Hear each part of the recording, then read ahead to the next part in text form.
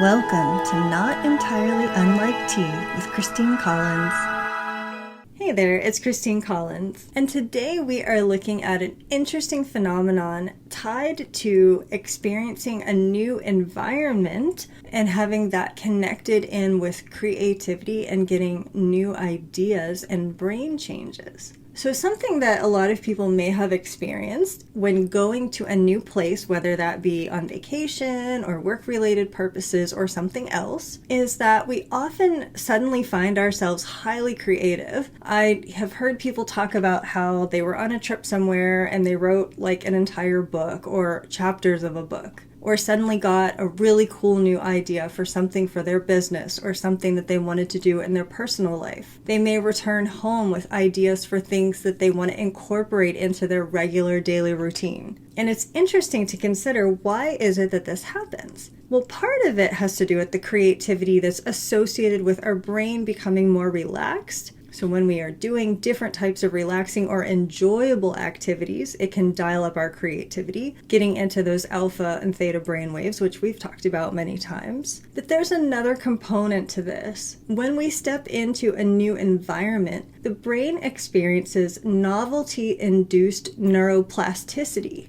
So the hippocampus, which has to do with learning and memory, can become very activated, and that may trigger releases of dopamine. And so the new experience is not only rewarding, but also helping us to form new neural connections. Because our brains really operate in a way to try to optimize all of our movements to make things as efficient as possible. Which is why when we learn routines, we kind of create those grooves that we fall into, which make our daily lives easier in many ways. But sometimes those routines and regimens can lead us to a lack of innovation and coming up with new things. So when we step out of that routine and out of that ordinary rhythm or out of that ordinary location, that new environment disrupts some of those automated patterns and forces our brain to create new connections, as simple as walking through a different house from the house or home or apartment that you're used to walking through. Your brain has to learn how to navigate each corner that you're turning, and it's all novel. And that cognitive flexibility can help to enhance our creative thinking and problem solving. And it doesn't have to be going away on a vacation to get those benefits. Obviously, that is not always accessible. Even very small environmental changes can help to create some of these same neural effects. Changing the way that you travel from home to work, changing the route that you take going to ordinary familiar places. Because our brains are wired to be in autopilot mode when we're in those familiar surroundings and doing those familiar pathways. But when we take a different path, we activate spatial awareness and different types of sensory processing. You can also rearrange things in your existing home or workspace when the objects around you are not where your brain is expecting them to be. We have a pattern disruption that may stimulate some neuroplasticity. Even simple things like changing the background on your desktop or your cell phone, trying a different coffee shop, trying a different food place, basically introducing novel, new sensory experiences. Listening to unfamiliar music,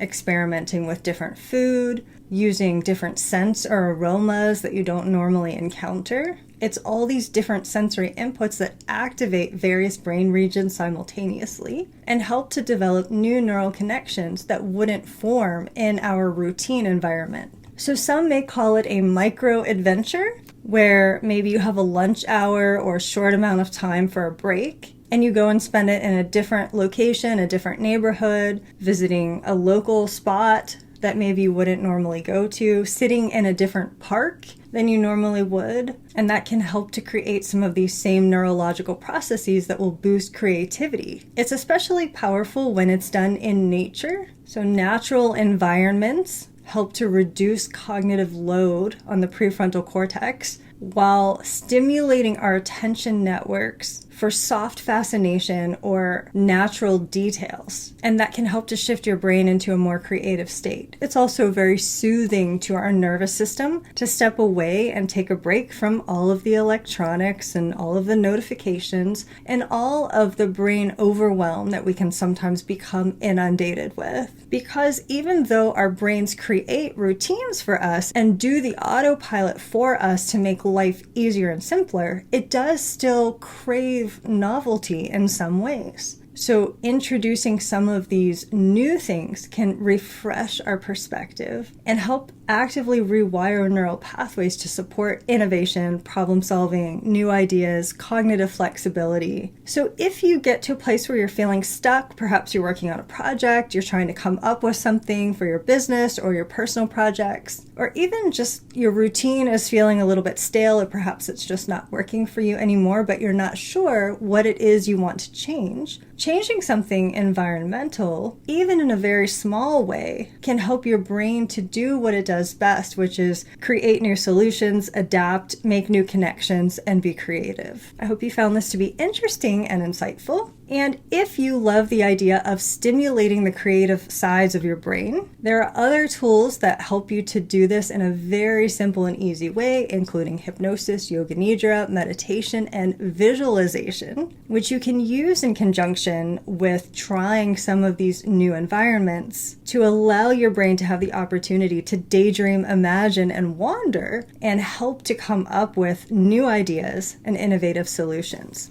And until we connect the next time, I wish you the most magical and creative rest of your day. Thanks for listening. This is Christine Collins at transformcreate.com.